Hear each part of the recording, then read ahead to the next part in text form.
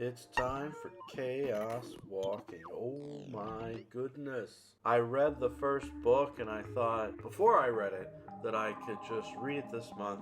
And I don't know if I liked it, maybe check out the rest of the series sometimes, because I do that. I'll read the first book of a series and just kind of shrug my shoulders and move on a lot of the time. But not in this case. Patrick Ness is a mastermind of a writer. I mean, both I and Neil Schusterman complained that the first book ended on a cliffhanger. I couldn't wait.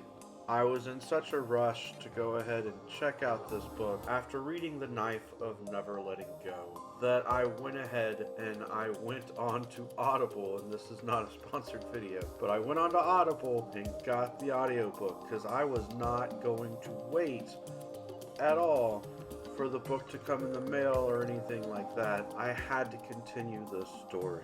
This is the second book, of course, in the Chaos Walking series, so I will assume you are familiar with the first book, though you're welcome to just watch my review of it from yesterday. The main character, Todd, with his point of view, remains unique in this story, though we're getting a second point of view, and that is great. Viola, the character that will be played by Daisy Ridley in the film version of Chaos Walking, is our second point of view character. And it's a powerful story, let me tell you. As it started, I suddenly realized just how dark that this book could get.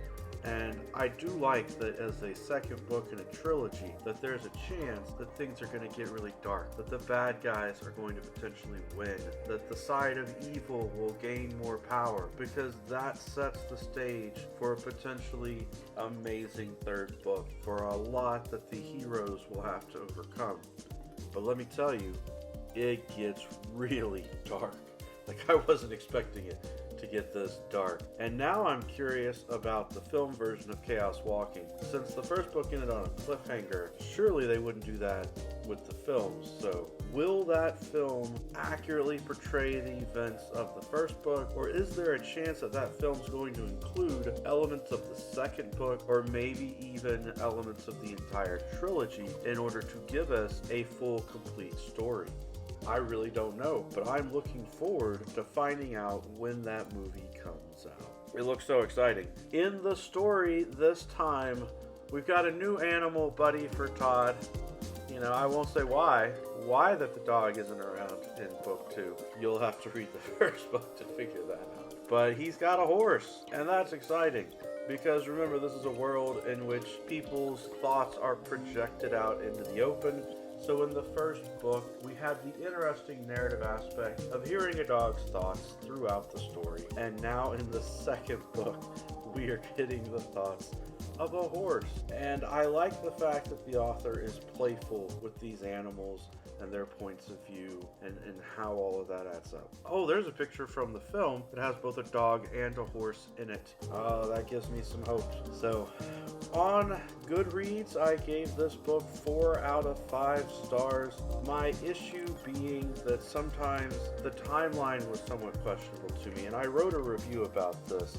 I love the book, but because of the chaos and the confusion with the point of view characters, sometimes I wasn't sure if a day was going by or a week or several days or several weeks. Not a huge deal, but it would have been nice not to question that. And let me tell you, as soon as I finished this book, I had to go ahead and get the audiobook for the third book, Monsters of Men. And I will talk about that in the book talk tomorrow, because I will finish that audiobook today. I am determined to push through it. And luckily, it's the weekend, so I have plenty of time to get that done. The third book is highly rated as well. A lot of really positive reviews. So I am hopeful that Patrick Ness will be able to hit it out of the ballpark and not screw up the ending of this trilogy, which has just been a joy to read, taking in the perspectives of these characters on an alien planet, dealing with colonization, dealing with another culture. Hope you've enjoyed the book talk today. Every day is a good day for a book talk. Peace. Read the book.